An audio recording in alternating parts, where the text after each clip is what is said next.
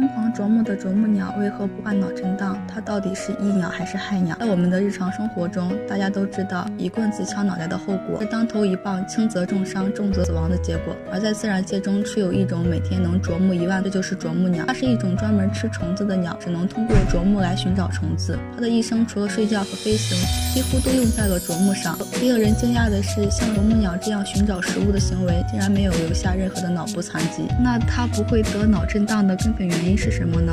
随着科学深入的研究，原来啄木鸟的舌头围着大脑转了好几圈。